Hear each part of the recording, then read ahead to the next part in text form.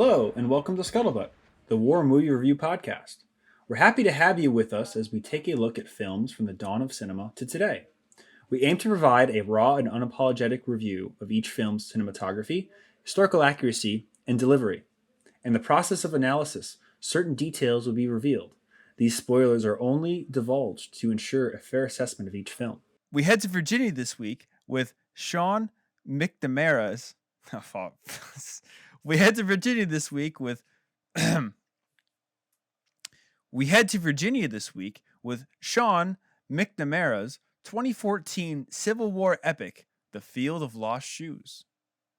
Michael and Mike are fighting for the North this week, so I'm joined by Nate. A true Southerner. No. The only one that's actually a true Southerner. The only one that's technically a Southerner. Yeah. Confirmed. So I just whacked my new microphone. All right, it's gonna take me a few recording sessions with this one. It's on my face. So. Okay, Michael. We'll see. Yeah. No, you whack your mic more than any person in this whole entire pod. Yeah, thanks. Yes, keep whacking it. Yeah, there you go. There you go. Whack that bitch. Spank it. There you go. Yeah. So anyway, what'd you think? See, I don't have anyone to step in right now for this. This is being the man that lives below the Mason-Dixon line. What did I think of this interpretation? Did it live up to Stonewall Jackson's lineage? No. It was, I don't know, man. Like this movie. I tried. I think it's been a long time since I've actually messaged you halfway through and been like, "This is pretty bad." Tunnel Rats. And yeah, Tunnel Rats.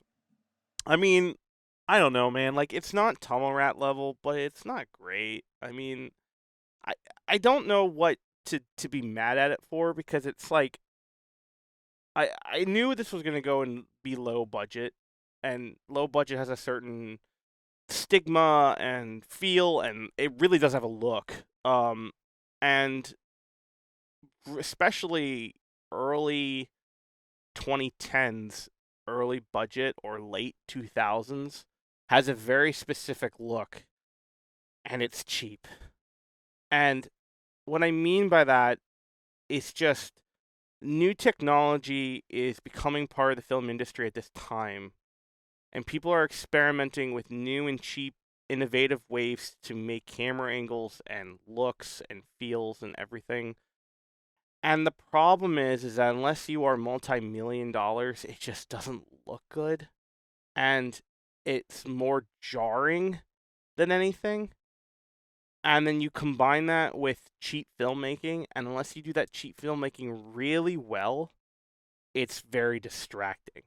That's the problem I have with this film, cinematography-wise. The writing's just goddamn atrocious. It's just there's no fucking feasible fucking story for me. It's boring. 3/4 of the film is a fucking teenager love fest. Sorry, I've already gone through fucking high school. I don't need to fucking see this, But in 1860, like, I didn't find. I understand they're trying to humanize it, that they're just kids and all that stuff, but don't care. I don't know. You could have done all that and completely gutted that love romance completely right out of the fucking movie, and I would have been okay with it. But I don't know, man. There's just a lot of combinations that just really just made me just start skipping through whole sections of dialogue, and I was just like, I don't care. Keep clicking. It just didn't hold me. Combat was interesting, but I hated the fucking reenactor shots. That just means you ran out of budget, dude. That just means you went to fucking Gettysburg and just filmed the next reenactment because you know people. So, which I actually know people who worked on this film. So I know that's how that went. So it just, I don't know. I feel like I'm rambling, but that's how I feel about it. It just felt cheap. And I don't know if $6 million is cheap. That was the budget? Yeah. Wow, they fucking wasted it. I have more to that, but yeah, go into it. Oh no, there's something you said I was gonna say that I will wait to talk about. But no, first impressions, bad and boring. It was a very like you said, cheap films have an aesthetic, and especially cheap films from this time have an aesthetic. Like if you watch bad 1970s movies, yep, that's a bad 1970s movie. If you watch unrestored original 70s movies like Deliverance, you're like, wow, this looks like the bad B movie from the 70s. But Yeah. no, it's just not a very well made movie. And at the same time, it's just so tropey. It's like got all your stupid shit that that's what it was. Yeah. You see, and it's just annoying. People talking in rooms. Oh, and then we charged a bunch of guns, and then it ends. So, welcome to Sean McNamara's best work. Well, if you want to see his other work, you should look him up on IMDb. It's like kid movies. So kind of, I guess this fits that trend. I guess I don't know. I mean, like preteen. Like I look. I'm not trying to shit on the guy, but he's a rat. Right. He's a rat. And God, if I had a nickel for every Northerner trying to be Southern in this goddamn movie, I'd be a rich fucking man. I wouldn't have to live. That kid, that rat kid. Why'd you hire someone from north of Mason-Dixon line to fucking even come down here and try to pull that accent? That's a terrible fucking thing. That kid, no. Well, just even the whole plot. It's just no. I know, but I like I'm gonna be nitpicky here. You don't. If you take Virginia, then I will promote you. Like I mean, like it just the dialogue in this movie is trash. No, garbage. Well, again. There's so much to talk about and rip this thing apart. I will give it this. I really did like the cinematography. Fucking, that was horrible. I was about to say, you and I are about to throw down if you said the cinematography was great. I liked the costuming. I thought that was very well done. And I liked the sets. There were a few aerial shots that were so droney and cheap that it hurt, that you can tell that there's modern things in the horizon. Because they just wanted to use Shenandoah, but they don't understand, or they didn't have the budget to fucking paint shit out of the goddamn things. Like, water towers, metal water towers didn't exist in the 1860s. But who am I to say that? It's a Union observation balloon. So that's really funny you said that. So I won't name blast, but the guy who I know, the two guys I know, we'll call him Dave. Yeah. The two guys I know, head of the costume department and head of property management. So and worked in the prop department as well. So he's probably was in charge of picking locations and filming locations and all that kind of stuff. And then the other guy was ahead of probably the costume design stuff. And they know their stuff. Like they're really good reenactor historians. Like I've known them for quite a long time. And they did a really, really good job to my eye.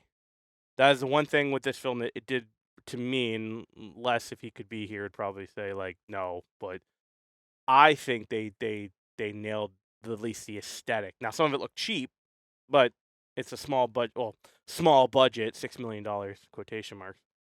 It just it looked okay. And like you said, the sets and the stuff and the location, I think they look good. They didn't look bad. If anybody's been to Virginia, which is chigger country, and I mean the fucking horrible bugs that infest your ankles and destroy you from just bottom up through your soul. Is this experience? No. But yes, that's the reason I want to own a flamethrower. But that's Virginia. No, that's exactly what it looks like. And again, having been someone that's driven through that area a lot in my life and stayed there a few times, that is Central Virginia. So that was one thing I have to get it, because a lot of times, even Glory has a fucking digital watch in it and everything. So it's like, they did do a very good job of painting a nice picture for the cameras, but everything around that's fucking shit. So that's the problem. There's so many moving elements to a movie that you can get a few things really well done and awesome, but then other parts of it are just so horribly mismanaged or just horribly done that it's like, What are you gonna do? You're fucked from the start. Right. So Well, the problem is with me is like I just had like when y- obviously this has a message within it. Like the whole writing, everything, it has a message with it. It seems very one-sided of Mhm. what it's influenced by, and I'm not too sure 100 of it is correct, because anytime a film says a true story or based on true events, I'm going, that's bullshit. It ain't true on nothing. And I'm sure if Les was here, he'd be like, "No, damn straight." But the thing is that for what I know, that and something that I was reading when, because I during the movie I got so fucking bored with the love triangle going on, I just started researching the film just to try to get something out of it. And the one thing I learned is that the writing, I think the director had admitted years later that the movie is based off of things very not true to the thing, and that the you can tell right off that this film is definitely funded by the cadet school in Virginia. 100% because of so fucking biased they are with everything they're showcasing, with the school, with this location, like everything. It's like a fucking PR for the cadet school. I mean, that was the very first thing I thought, and then I did Doug research, and he admitted that they emphasize certain things in the film, and that $1 million of the budget was donated by the cadet school or by the Virginia Commonwealth of something. I've read something like that. So that does not surprise me. So because those films, normally when something is very influenced by a singular donor, it is very influenced by the perspective of that donor. I think we've had another movie like that. And God, you could tell. Like God, you could so tell. And if I want to scream anything to the goddamn editor of this film, don't put white text on white sky. I can't fucking read it even with my glasses. well, That's listen. God. It's been a while since I've seen a film that's so insulting to its audience's level of comprehension that it literally has to walk you through everything like you are a kindergartner. Every set is named. 54th Pennsylvania, known as the Pennsylvania Boys. Like I thought they were called the Erie County Boys. Like, oh no, like what are you doing? Wow. Did you hear I now didn't know that the Fighting Irish were from New York. Fuck would I guess that? Wow. Holy shit. No, they're actually from Illinois. dude, What the that fuck? that artillery lieutenant was a one-liner machine. He would just look They're at him and go, all fire! one-liners, And then yeah. go, give him the Ohio hello! And all this other bullshit that he fucking was saying. I'm like, oh, this is cringe. This is cringe. The easiest thing to do in the world is to not listen. It's like, oh, so blindly, I was just following orders. Why did you murder all these people in Auschwitz? Well, it's like, oh my god, the problem with these Yeah. movies is that they just turn into at one point tropey Southern apologist films, and I'm not trying to say that as like a Northern carpetbagger or whatever. Like you don't understand. I spent a lot of time in the South, and I totally respect their viewpoints for certain reasons. But just in the last 50 years, there's only been really one good Civil War movie, in my opinion. And that's fucking Gettysburg. Like all Yeah. the other ones fall either to the left or to the right of the spectrum. There's nothing good about it. And that's the real problem with Civil War films. You're never going to get the true story because there's always three sides to a story. There's, your side, my side, and the truth. So it's just always going to be a problem and always going to be a bias, especially 150 years later, and especially now when much of the South is in this period of like its second Reconstruction, in a way. There's a lot of social change happening in America. So it's just, this film was made right at the cusp of that as well, 2014. Because 2 years later, 2016, not to politicize this, but just to put blinders on, what was happening at the time, you have Charlottesville, which is one of the worst riots ever, regardless of your viewpoint on it. It was fucking horrible and a travesty to this country. So it was made in this time of hyper reactiveness to what was going on, and it shows that, and it's annoying. You all have to chase the money, unfortunately, when you make a lot of movies. and you're gonna have to at some point, be lenient towards some cause, even though that's not what you want to do. At the end of the day, this film was really shallow because it's about one particular battle and moment that's like stretched out to 6 years before the war to, educate people that don't need to be educated on the events of the 19th century. Oh, slavery was bad. Your father was not a secessionist. He's bad. Oh, Even though he I'm stuck was. here. That's yeah. It's just why are you holding me through? It's just a very good lesson in how not to make a film and how not to judge your audience, because I don't know shit about this stuff. I know very little surface level stuff, maybe more than the average person because I know a little bit about the backstory because I've just been through the area. But other than that, like, I just felt insulted watching this, and it's like, oh, the Pennsylvania boys. Wow. Yeah. I mean, like, I like every single location change had a white text on it, and I was just like, I don't need you to tell me that I'm in a field hospital. I know I'm in a field hospital. No, the guy getting his leg amputated, that means we're definitely in a pub. Yeah, I'll take a Guinness, please. Don't Right, yeah. please hold the blood. Like, what the fuck? Oh, please. Don't. What's Yeah. going on here? And yeah, it just I thought about when you were talking. You know what this reminds me of? It reminds me of a museum movie. museum movie.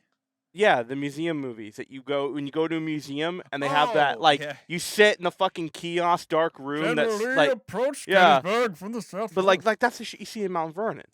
Yeah. Like, or Mount Vernon, or you go to Monticello and you watch the PBS special made 20 years ago because they haven't updated it yet. Like, that's the shit I think I see when I watch this, and I'm just like, yeah, but now we have a whole love story fleshed in. If you took away you could delete hour and probably an hour and 5 minutes from the first half of the film and still have the highlight of that film and better be that. That's why it's fucking a museum special, because I give zero fucks for the rest of this goddamn film from that back. It's just bullshit filler. Just a funny side note. So, growing up, I volunteered at this museum. I believe I've mentioned it a few times before.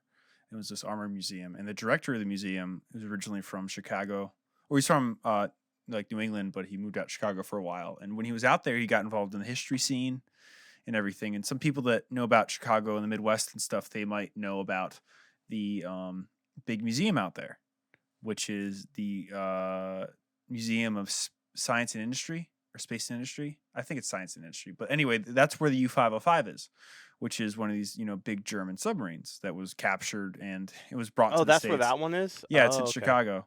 And it was it was very famously captured the day before D-Day, June 5th, off the west coast of Africa. Pretty fascinating story if you haven't seen it. A lot of it was captured on film too.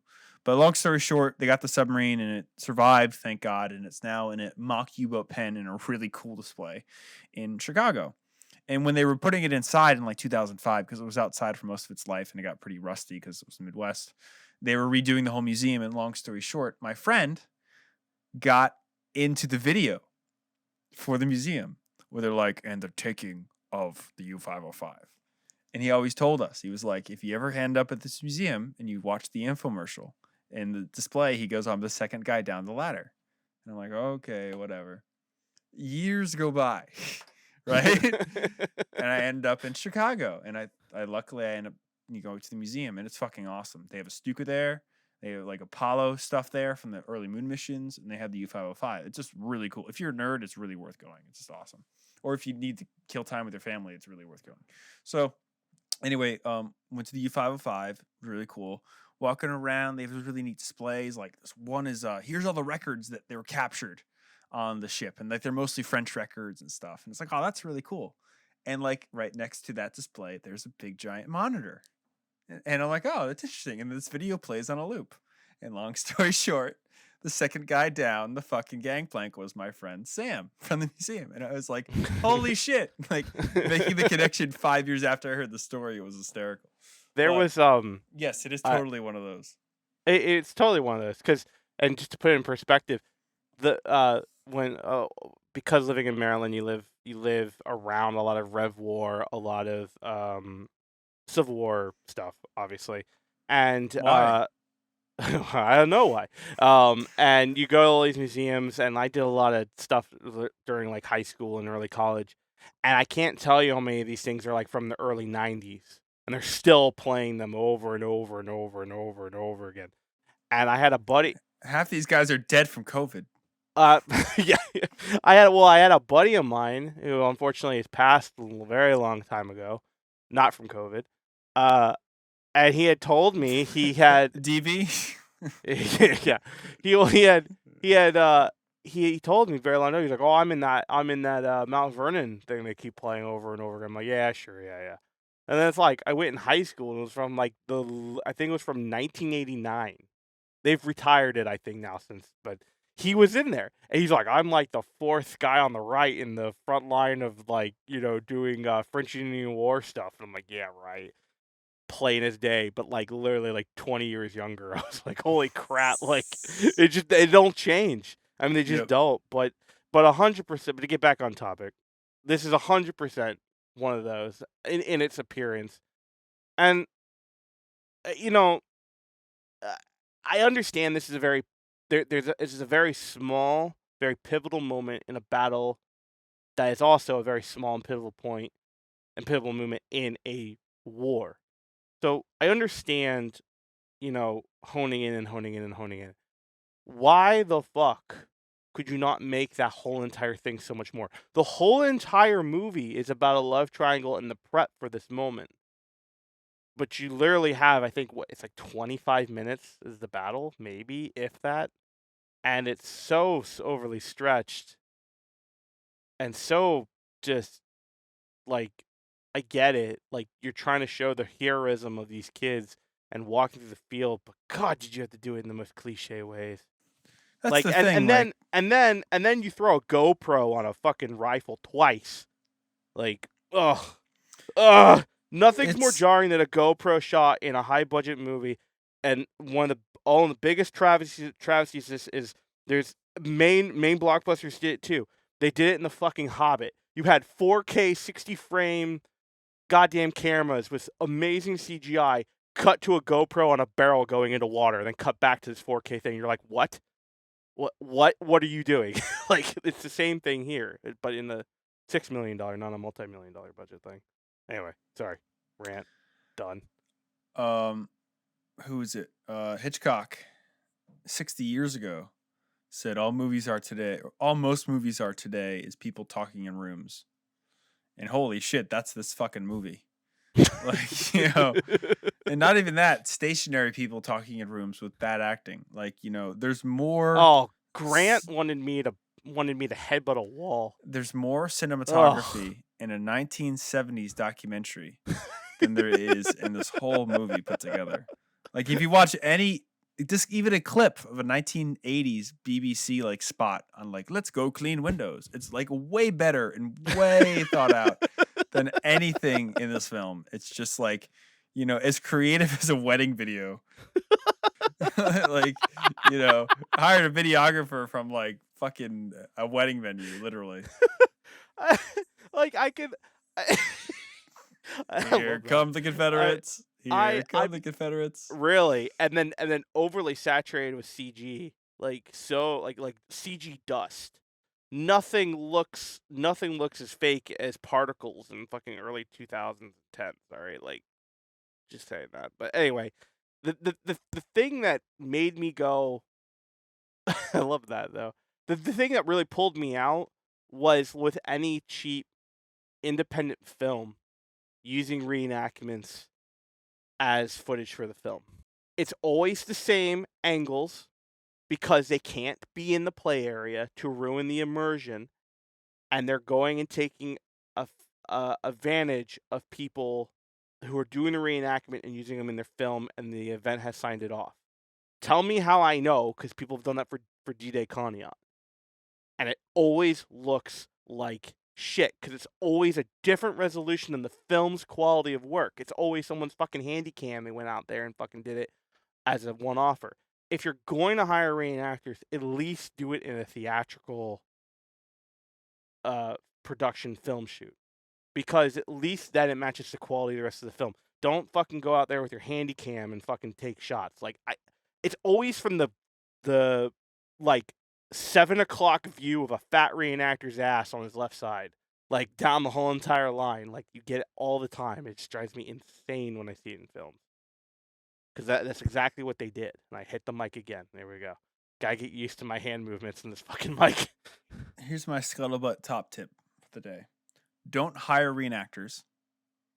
Hire actors and one unhinged veteran, and you'll get much better performances. Literally, just get one unhinged guy. It's a little out there, but he's safe. And then just get a bunch of good mediocre actors, and you'll get better soldiers than reenactors. And I don't mean that to offend anyone, but listen, we've been down this road, so we have been down this road, and it was not pleasant. Don't let them bully you. Don't let the reenactors who are also in the shot be your advisors too, please. Like that is also another thing. This shot speaks to me. God, yeah. Oh, this is how I should be with my fucking pot belly gut sticking out. Ugh. It's just a bad movie, you know? Yeah, we can keep shitting on it, but I mean, it really is just a bad movie. And oh, sorry. No, go ahead. Before we continue to shit on it more, I will say, for this week's sticker trivia, VMI, or the Virginia Military Institute, is one of the oldest military colleges in the United States. People like General Marshall, who became the Secretary of Defense, or the equivalent during the Second World War, went to VMI. But when was it founded? The first person to send us the date of when VMI was founded will win this week's sticker. And while we're on that note, we're going to be doing a Q&A shortly. So if you guys have anything that you want to know about us, please send us a message on Facebook or Instagram or even on this video. And we'll get back to you in about a month. Yeah, the goal is going to be trying to record something, cameras, all that kind of stuff. Finally get to see Nathan's beautiful face. Yeah, chins and all. Yeah. All two of them. All two of them. It's like, you ever see a photo of like Niagara Falls? What the fuck does that mean? I'll be honest, I don't know that one. I've heard a lot. Been around, man. Yeah, no, it just felt very much like just an indie film that just unfortunately is the byproduct of shitty writing. And it's like, oh my god, which we haven't really talked about, but why don't we do that? I'll say this before we talk about that. I think this is a better subject to talk about with this bad movie. Why should you even attempt to make a film today if you can't get it to the level of a Hollywood production? Because let's be honest, $6 million is a hell of a lot of money. Mm-hmm. And I know what we could do with that amount of money. But, Hollywood and production is its own thing. And stuff. But what I'm trying to get at is like, if you get lucky enough to make a movie or attempt to make a movie, you really have to use your skill set to your advantage. Because Kubrick, Stanley Kubrick, when he started filming and everything, he had nothing. He had no money at all. And he used his advantages and his skill set to make his films look as best as they possibly could. I.e., he was a black and white photographer for 20 years before he started making movies. So he could shoot a film in black and white at a quarter of the cost than he could in color. And he can get it way better with depth of field and everything because he had the experience of working with that medium. Hence, all these low-budget military films all look the same and they all look shitty because they're just all approached from the same way, Like, it's like making a low-budget horror film. Oh, we're making a low-budget military film. It's like, if you approach this with a different skill set and a different mindset, you can make every dollar fucking count, But it's really just a failure on the filmmakers themselves, and it really just goes to show that a lot of people thought this was a job and not a passion. Like, oh, we have the cameras to make this work. Like, there's just no spark here. There's no interest. There's no care. They're just documenting events occurring. It's more like you said. It's like a fucking infomercial for a documentary or for not even that, like for a fucking national park site. Woo. It almost feels like it's a cookie cutter template. Yeah, it's like it's even worse. Story, writing, everything. Yeah. But even that, it's just so bad, and it's like how do you approach this problem? And wow, the more I think about that, $6 million, like casting was so shitty. It wasn't even that big of a cast. It's just like I don't know. It just how do you approach a problem? That's what it really comes down to. Yeah, $6 million. It's quite. Though remember, fucking Tunnel Rats is 9 or 8, right? 8. But Tunnel Rats has some thought to it, though. Like, I'm not gonna lie. Like, there's actual real filmmaking in that with the wall scenes of the trenches of the tunnels and everything. There was a little bit. There's a spark there. There's, you know what I mean? Like, there's like oh my god, I have a camera and there's people in front of it and we're making a movie. Well, this one is like, thank you. Like, what the fuck? Like, can I get something? Can I get a Dutch? Can I get fucking anything? No. Thank you. Oh, look, you're on a tripod in a fucking room. And now it's reverse shot on a tripod in the same room. Like, oh my god. Like, fucking, do you have a dolly? Do you have a baby carriage? You have a fucking Dodge car, like truck? You clearly have a drone. Do you know how many times they fucking showed the same battlefield shot so far away that you couldn't see what the fuck was going on? Well, and then they showed it again. Yeah. And then they showed it again with fucking binoculars, After Effects over it. Ugh. And then showed it again the same way, like without the binocular effect on it. Like, I understand. Like, again, I think I said it in Tunnel Rats. It's like getting a film completed from A to fucking Z is a milestone that you should be very proud of. A lot of films cannot get there. So it's frustrating when I see good moments in this film just completely diluted from fucking terrible writing or terrible cinematography. Like, I will say, like, other than, traditional hand-to-hand combat scenes that you've seen from the early 2000s, it's like, there were some interesting shots and some pretty, like, interesting, I guess, ways of doing it. But again, it's so templated and cookie cuttered in its format. It just kills it every time. No, it's just fucking horrible. What I mean, just boring. It's boring. Of the fucking, like you said, it's like, imagine if Teen Wolf had like a quarter of the budget and it was shot, on a fucking like VHS tape. I mean, but Tunnel Rats had the same shot placement. Although Tunnel Rats is wider, where it's just so much open space. Yeah. And then you have PBS documentary or went to a reenactment. This is what they did footage on top of that, which is even wider. Mm-hmm. It's just like, and then they have the drone shots. I'm fine with the drone shots. And they had an overhead drone shot. I'm fine with that. It's just make it. There's a really good. I've been trying to find a place to put this in. To put context to it, I've been going down this huge rabbit hole. I go through it every about year, but Les Stroud, who did Survivor Man, is now on YouTube, and he's putting all of his stuff on for free, which is really interesting. Obviously monetized, but you get my point. You have access to it. It's not behind a paywall like Peacock or anything like that, and it's really interesting because he puts a lot of behind the scenes of like documentary filmmaking and all that kind of stuff, and pushing limits to equipment. And the thing that he says every time that really does speak to me a lot is he talks about how you can pay someone, they used to fly helicopters. The whole point of me saying this is that they used to fly helicopters, and that cost thousands and thousands of dollars to just rent the helicopter. You had to get the shot because you rented the helicopter. He would do that, but then when drones came out, they started paying someone for drones. And the guy would come out with his drones and he'd do the stuff. And then he just went like, well, how much are we paying for that guy? Like $4,000 plus trip out here to get out of the shot of this remote place of wherever. Why don't we just buy that?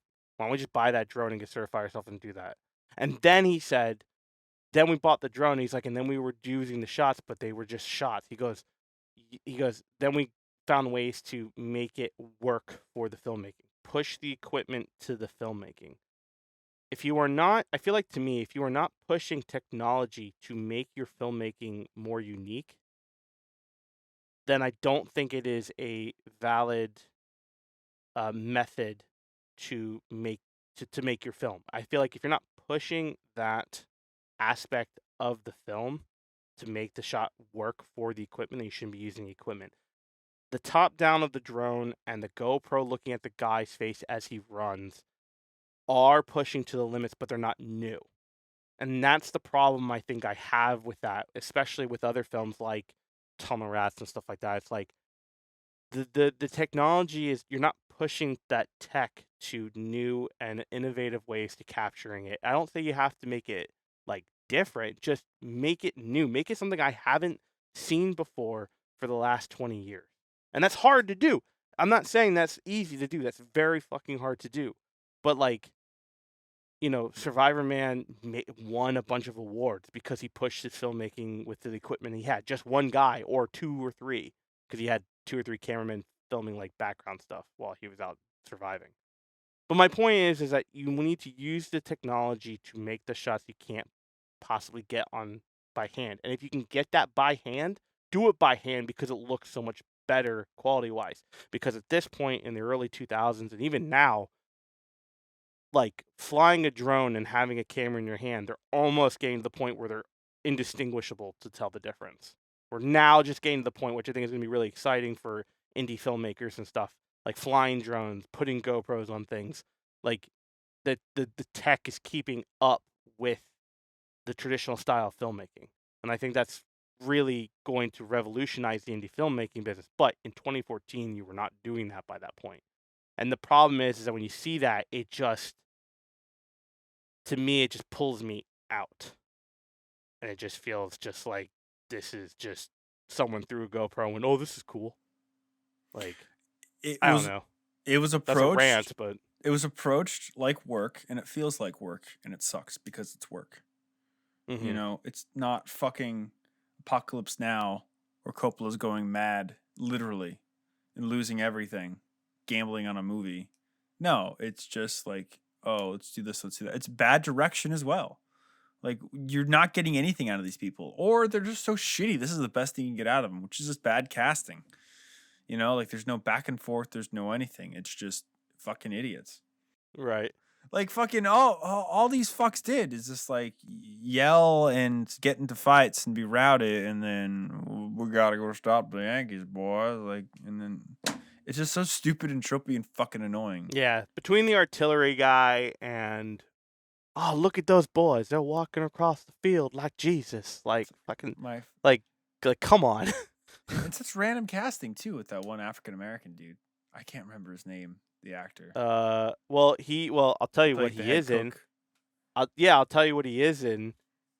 He's the arbiter for the Halo games. He's in it. His voice is in a million things. Like, yeah, you hear it everywhere. He's so recognizable. Well, so you just brought that up. Like that GIF, before I forget, where it's just like, welcome to hell. Right, motherfucker. Like, I fucking like, love that. Yeah, he's in so much shit. I can't remember what his I think it's Keith or I'm looking at it right now. Great. He was in a lot of stuff in the 90s. Yeah. Why is he like not on the top like 5 of the fucking IMDb? Well, because it's a fucking movie about Southerners made by Southerners, Nathan. Would you know that? There's some underlying tones with that remark there, Brian. I had to fucking sit through a slave auction. Thank you very much. Like fucking, this is great. Keith David. Okay. What else was he in? Oh God, what is he not in? No, his voice is used in a lot of things. Well, I mean, a lot of documentaries too back in the day, like video games and stuff. Like he's voiced a shit ton of stuff. I mean, again, he was the arbiter for the Halo series. been in a ton of video games, ton of kid shows. God, was he not in? I'm scrolling down right now. He's in a lot of like voice work. It seems like, but he was in a lot of. I mean, he's in Mass Effect, 100%. Sean will know who he is, which I know. I don't live in a first generation Mustang. I do know what Mass Effect is. So so okay, so Keith David I can possibly get, uh,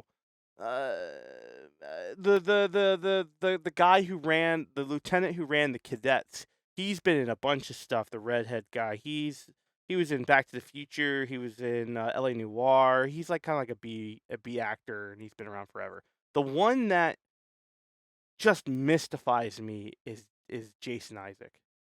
I why did you say yes? Like, who threw you the money, dude? Like, I'm not judging. I thought he did the best he could do with the lines he was given. And he's more Southern gentleman than any of those guys there, and he's fucking British.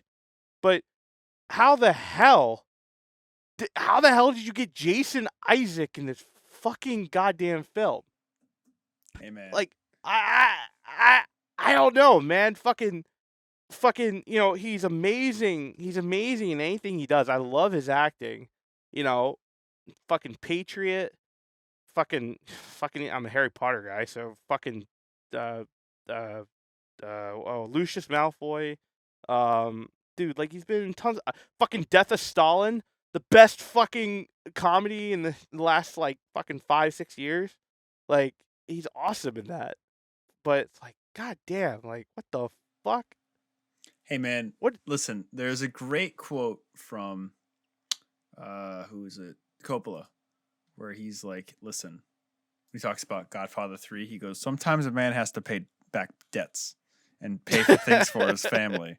So sometimes you have to do work that you don't want to do. It probably was a favor. Probably was a favor, but it just made me laugh. I was like, man, like I get it. Hey, the Great Recession is real. Look, P. Diddy wants to afford 2 houses for his children, not just one. Arnold Schwarzenegger did some really, really bad movies, and so did Nick Cage. So, like, not judging. I think he was the best of this whole entire movie. I think he did the best of what he was given. And it wasn't bad acting. It was just bad lines. But he delivered the bad lines well, I thought. You gotta love the unhinged parts of people's careers where they say yes to everything or their agent says yes to everything. Like, for example, Kindergarten Cop. I mean, come on. We got that. That's fucking amazing. Like, no more whining, no more complaining. There is no bathroom. Shut up. Shut up. Shut up. Yeah. Fucking great movie, Fucking awesome movie. No, I just, again, like, it's hard to keep going on just shitting on a movie, but like, I could keep going. I know you could keep going because we can't really talk about the historical like one for one of the battle. We were hoping to have less on tonight, but schedules didn't happen. So, but like one side wanted to own people, and the other side said that's not shut cool. up. That's not the God damn it. And then the one side that said that we wanted to own people didn't do that good, and then all right, the whole Brian, economy. All right, Brian. Well, it just has to do with the fact that the way that this country was built, the way that power worked back then. Most of the industrial power was centralized in the north around mill towns, and that doesn't really exist in the south, or the same exact infrastructure doesn't exist because there wasn't 200 extra years of colonialization in the south that happened in the north. So thus, when the war started, the south started from an economical and industrial point that was not sustainable for long periods of time, and due to a period of attrition and the U.S. Navy kicking ass, fuck you. It's okay. Anyway, my wounds are not that deep. It's fine. And also in this movie, they fucking like keep going along with like the whole Southern gentleman speak, where it's like British American. Oh, I do declare, sir. Oh, well, I do declare I have to decide on my map, good sir. I'm guessing the guy was really French. Who was the French Union general who just was like, Sawyer or Slater or something, or yeah, was who he they made really look French? so stupid. I don't know if that's true or not, but it's like Yeah, for sure. I will not tell you my see your date or my strategy. we have to see your intelligence. You're Yeah. Grant, what I'll do. It's like, yeah, it's just like, God, tell me this was kill written. me. Well, listen, I'm sorry that your great grandfather lost his house because he wanted to own people. Like, that's not my problem, you know. Like, could you find a better writer? That made me so fucking mad. All I want is revenge. Oh, suck a dick. We lost the God, meal again. It's all the tropes. Like, oh, by the way, this movie has a fucking slave market in it. This movie has a slave market in it. They literally show a family get ripped in half, and then they're like, "Good boys, we're not gonna send these young children to fight, but we're gonna rip families in half. That's okay." what was talking about just low budget stuff? I'm gonna look it up. I think this was made very cheaply. I'm looking at I remember. I'm just checking something real quick. Hold on. Again, it's just a Fuck. tale in bad filmmaking Budget. and no enthusiastic filmmaking. Like, you might as well be a fucking barista if you're not gonna have any enthusiasm when you make a movie. You know, like the people that originally grabbed cameras to make illusions of images of of moving images, whatever, like were eccentrics in their own right. So why the fuck are you having milquetoast people trying to make things that they don't understand? It's just boring and it's fucking stupid. This is not this is an infomercial for VMI. That's all it is. It's all it was cut into. It's one fascinating event in their history, and it's like, oh, look. Tuition is 39,000 Confederate dollars. How many Stonewall Jacksons do you have? So to put it in perspective, okay, I couldn't find what this movie made. It is not on record. It's not on record. $0. This you remember the movie Parasite, the Korean film? Very small budget. Yep. I mean, in comparison to multi-million-dollar movie, yeah. Yeah, $15 million. Yeah, which is, you can see they used every fucking dime of that. That's a movie made with passion. That's a movie made with people that understand that they want to be a storyteller, not a fucking wedding videographer. Like $15.5 million, and it made $263 million. Like it shows, like you said, it shows the difference between, I think, a job and a passion. Why are you doing this? I think that's what. Yeah. What are you doing? You know, not saying that the Parasite's the same caliber as this film. I just mean budgetarily wise, it was similar, and look how it's won awards, it's won everything. I mean, I'm not saying like it has to do with budget. It come and the subject matter is nowhere near the same. The point is just it's different. Like, you could make this film really riveting and engaging and everything if you didn't use that fucking character setup from the whole start to finish. You could do something quite amazing. The best parts of a movie are free. It's this you have to pay for those situations to exist. That's the expensive part. So, if you cast good people and you get them in the room together, that spark is created. If you cast shitty people and ram them through a script, this is what you make. It's dry and it's boring and it's horrible. All these other articles saying Parasite had 11 million. So there you go.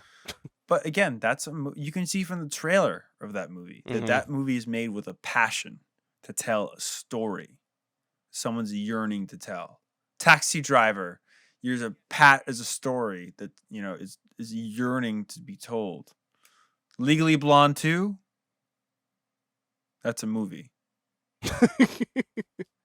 Cross of Iron is a film that's being made with a passion to tell a story about the worst part of the worst conflict in human history. The Notebook has better cinematography in this movie. like I said, this is just like made by wedding videographers. Yeah. Wedding Yeah. videographers at a reenactment. It's gonna go wrong. Yeah. Yeah. Yeah. It just, I'm not angry about it. I just don't want to watch another film like this. Right. Like it didn't make me angry like Tunnel Rats did, because Tunnel Rats engaged in a different anger. This is just like laziness, I think, more of anything. Yeah. Yeah. And we'll touch quickly on firearms and stuff. There's actually not an IMFDB page for this. So if anybody wants to waste a few hours of their life, they're more than welcome to make one. But Yeah. it's your standard Civil War fare of like 58 caliber muskets and the like. Again, it was very well costumed, so I didn't see really anything wrong. I wouldn't be able to comment on the cannons. I mean, everything looked 1860s to me, as far as castings and stuff. Nothing looked like crazily reinforced like some of the late, 1800s cannons or rear breech loaders and stuff. And so as far as that was concerned, it looked good. I mean, usually when you use Civil War reenactors, the best part about them is the cannon teams, because they put a lot of work into everything that they do, because it's a lot of work. A lot of work and a lot of money.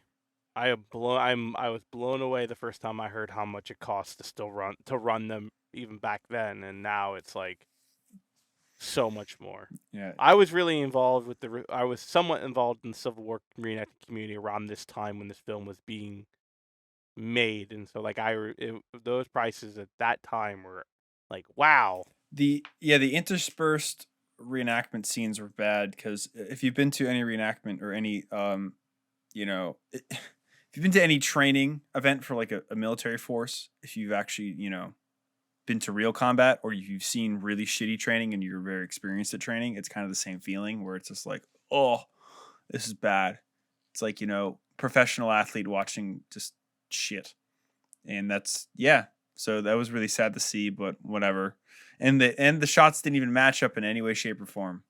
Nope. So and the editing was awful. The editing was interspersed with random cuts of a cannon when all you had to do is focus on the guy doing hand-to-hand combat. Why'd you have to hit to a cannon? I don't need to see the cannon shooting. I know there's cannon shooting. Nate, you've been showing them shooting. Why'd you intercut the hand-to-hand combat with a cannon shot that's 2 seconds long and then cut to a guy hand-to-hand combat in the next section over? Didn't you read the white text on the wheat background that says the Pennsylvania boys? The one you can't read behind the windows. Yes. They're pure white. Yeah. Mm-hmm. Yeah. Fucking awful. But the flag for the VMI was interesting too. That was cool to see. So they had their colors in the end. Oh yeah, no, that was cool. Yeah. I mean, again, there's again, there are some little things I appreciate seeing. There are some really interesting things I appreciate seeing. I just did not need the fucking hour before that. Well, I didn't. This movie could like be 20 minutes. And like when I sit down at a museum, Yeah. you sit in that slightly darker room with the booths with the pews with no backs, and you fucking sit. The most uncomfortable seats in the world. The most uncomfortable seats, so that you don't sit there. Yeah. Why would you? What are you gonna do? Talk to a park ranger about why they collect stamps? I don't know. There's one museum I'm not gonna say the name of in Massachusetts. That's a really cool tank museum. That you have two options. You can either go through the gift shop and skip the 45-minute tutorial of an 85-year-old man describing to you what happened in armored warfare between 1918 and 1945. And you get to see like a Panzer I and Hitler in one of the Mercedes cars. That's cool. But you lose 45 minutes of your life. You'll never get back. It's worse than AIDS. It's a horrible experience. Don't do it. Just listen. Top gear, top tip. If you walk through the gift shop, you can go through the back door and go into the tank gallery and walk to the 85 pieces of armor that are there for your taking. Pretty cool. All you have to do, this is Scud, there's amazing things. Don't go right, go left. Anyway. Always turn left. Always turn left. Yeah. Go to the gift shop, loiter in the gift shop, and go through the door. I'm saving you 45 minutes. Trust me. You're going to see a rifle on a wall and a man talk to you. And then guess what? You go in from one room into another room, into a third room, and the same guy talks to you in all the rooms. And he builds. And The end of this. and Go ahead. and this is funny too. And I actually like this. This is cool. It's a museum in Massachusetts, and they have a local focus, like a Boston area focus. So all the veterans and a lot of the stuff that they have there is all, Massachusetts focused, which is awesome and really cool. Except they have all of these like recordings of the actual, veterans, and they're voiced by local actors, which is very interesting until you have fucking Sally Mae talking about being a stretcher bearer in the AEF in 1918. I came from Quincy, Massachusetts. And then like later on, it's like, yeah, I was in the fucking Normandy. I had a fucking 29er. I had a goddamn bazooka. And fucking, imagine if everybody from fucking The Departed told you about their war experience. And it's like, oh my, yeah, you know what I did? I was a paratrooper. It's like, oh God. So when like Sean gets gamer frustrated is what I. Dude, it's literally like you walk up to these like things and you push a button and it's like Massachusetts man yells at you about what he did. It's like imagine if Family Guy just like had an episode where it was all like veteran stories. It's like, you want to hear about Vietnam? Like, in Massachusetts voice. Oh, that's great. So Jesus. it's interesting. Anyway, go left, not right. No, go left. Yeah, just go left. Yeah, no, like again, I didn't see anything with the weapons that was too egregious, other than the lieutenant like firing a revolver at guys 100 yards away, or I think the only thing that really made me frustrated. Cap and ball is totally that accurate. I don't know what you're talking about. Was right, exactly, yeah. Well, like, was the guy like, he's like, oh, they're just kids. Shoot him! Oh, they're just shoot him. I'm like, what the fuck? I like how he shoots one and then he's like, oh. Like, what the fuck did you right, expect?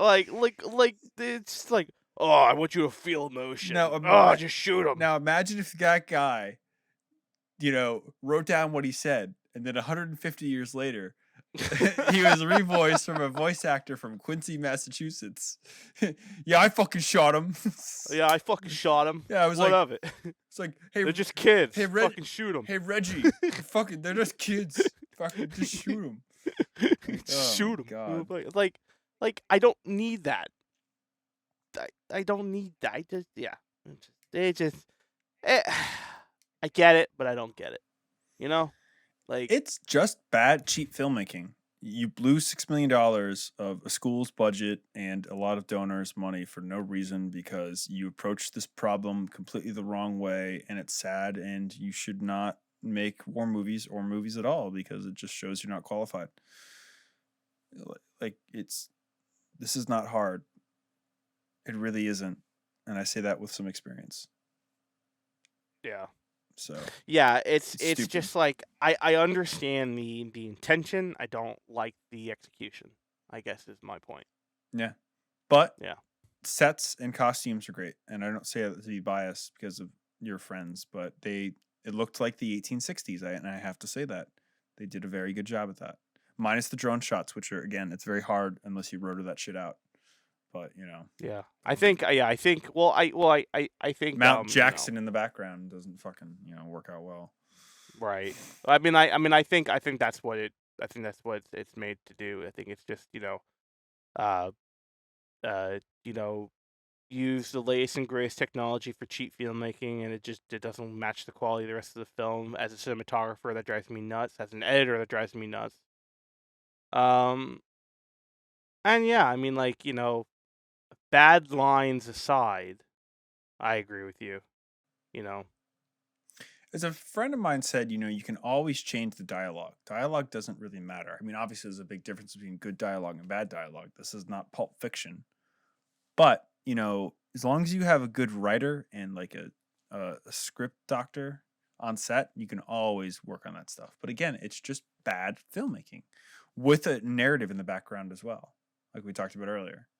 It's not only you not give a shit about what you're making, you don't give a shit about what you're making with this framework that has to be met. So it's just You're not giving a shit what you're making with intent. Yeah.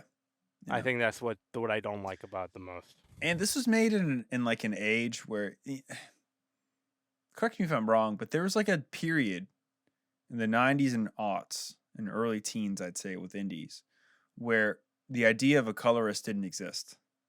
And the color palette was just so bleak for the aspect ratio.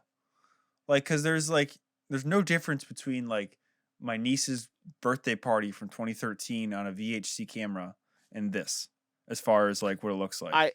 I think that comes down to the ability to have the technology at that point. I think the idea of a colorist, a cheap colorist, that was not tied to a production company, I think was very expensive. And then if you were part of a production company, I think the technology only lets you have a certain range of colors or a certain range of stuff you could change and do. And what I'm saying is that, like, for example, in the late aughts and early teens, I was in college, and the idea of doing color changing and color, uh, uh, colorist type stuff took a lot of processing power.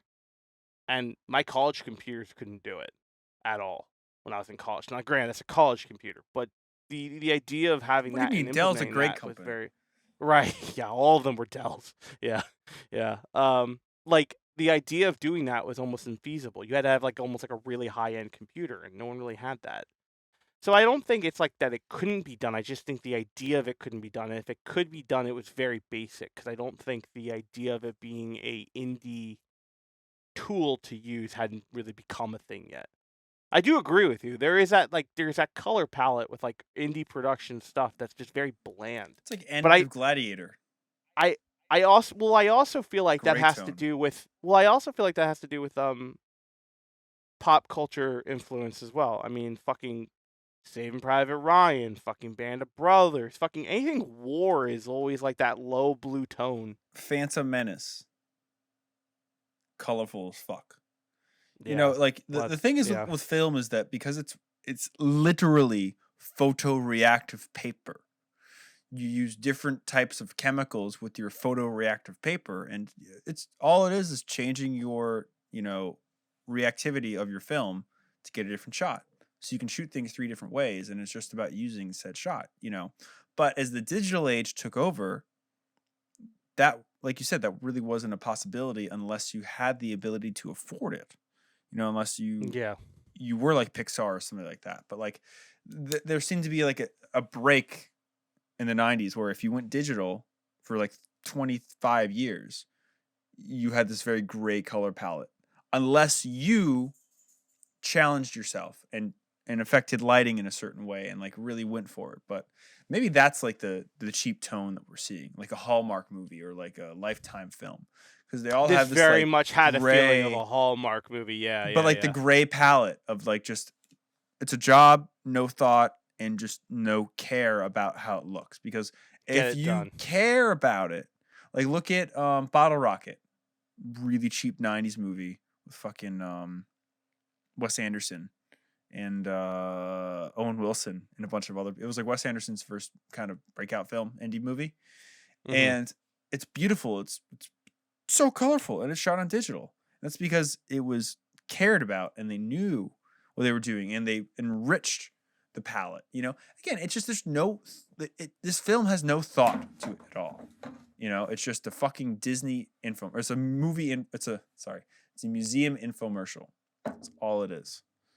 And it shows completely through the whole thing. It's just a fucking 90-minute long museum infomercial. I'm so glad you agree with me on that, because that's the way it felt. Yeah, boring piece of shit. Yeah. Yeah, you were a little spicy in the chat today. You were just like, I was like, oh no. The problem is that we're 87 movies into this. And when you see 87 of anything, you pick up on all of it.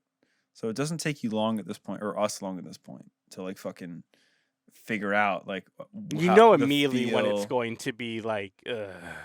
Well, I used Yes to and give no. things like chances, and now I'm just like, Yeah, it's just interesting, you know. But like a bad movie has a certain hallmarks that a good movie has certain hallmarks. It's just very interesting. You get this feel, and then you ask yourself, how do you not be like any of that? And it's impossible right, because it's right, all been done yeah, 100 years ago. But I think we've reached final thoughts. yeah, I think so. There's nothing much more we can talk about with our history knowledge of the kind of like that kind of thing, other than you know sending kids into battle. He didn't want to do it. Like Hey, about Child all I know. Soldiers Anywhere is really bad. You know, watch The Right. Beast. It's a much better movie. I need to pull that VCR. I need to pull the VHS out. I got that cover art is like amazing. Oh no, sorry, The Beast of No Oh. Nation. Oh, is that another one? Yeah, it's a Netflix movie Oh, about okay. child soldiers in Africa. Oh. Came out a few years ago. Oh, I didn't know. Is that the one that Angelina Jolie did, or is that the Vietnamese one that she did? No, she did the one about Bosnia, Herzegovina. Was it? Maybe that's the one The I'm one with the remembering. woman She in did. it. Yeah. Yeah, she did one with like a The kid Land of soldier in Honey it. and something. Yeah, something like that. Yeah, Yeah. I've I haven't never seen seen it. it, but like, yeah, It's shot very well from the things I've seen. I mean, I'd like to see that, but yeah, it's a boring meatball. What the hell? It's a it's a boring meatball. it's a boring Yeah, meatball. It's a boring movie with people talking in rooms. Um, and that's really it. It's nice locations. It's really nice costuming, but it's just tell me that you don't care about what you're doing to get a C on the project. You know, like without telling me that, then telling me that I don't know. It shows no enthusiasm, and it's sad that this was funded and given money was given to people that literally don't give a shit. So or don't care enough to a point where like they're literally just gonna that had the bare minimum standard to make something and just be like, okay, check. So it's not a good movie. And that being said, I'm going to give it a 4 out of 10. The only thing that saves it is the sets and the costuming, not the fucking tripod standard shot, tripod standard shot, tripod standard shot, tripod standard shot, reenactment. So that being yeah. It's interesting that you. It's funny that you liked everything that that I know the people who had a hand in, and that's not like a bias thing or anything like that. It's just because those guys know what they do. Now I'm sure, uh, unfortunately, some expert out there or experts out there will tell us that we're fucking crazy. But to my untrained eye, it's what I always say about the Patriot: is I will love the Patriot until some expert tells me how terrible the costuming and everything is. I know the story's bullshit. Don't even try to go there with me, people. I know that. Uh, and all that shit. Another Jason Isaac film. Wonderful. Anyway, uh, but I see to my untrained eye and the very little bit I've delved into Civil War reenacting, I see an effort in the sets. I see an effort in the costuming. I see an effort in trying to get something right. That is the only thing I think I see in the film as a whole. I don't like the acting. I don't like the actors they had doing the acting for especially Southerners who were definitely not Southerners. And that's a very small thing to nitpick, but as someone who hears the, as Brian says, sister fucker accent every goddamn day, I I like to have a clear and precise accent with that. Anyway, but the writing is crap. I hate the dialogue. The cinematography is strained, if not just downright boring. Um, and again, it's like that, in between shots of what is a Hallmark movie and what is an actually indie film. And to me, I feel like, as Brian has said multiple times, I think, wedding cinematography, I think that is the real thing. You know, there are some shots that do really well, and there's some shots that look like crap. The only good acting in it is a few of the kids and maybe Jason Isaac and a few handful of others. Otherwise, it's just kind of like, oh, cool. Christmas movie, like it's just what it is. So with all that said, I really do think it suffers from that. So I think I'm gonna give it I don't know. I'm gonna give it a 4.8 screamo Gibsons out of 10.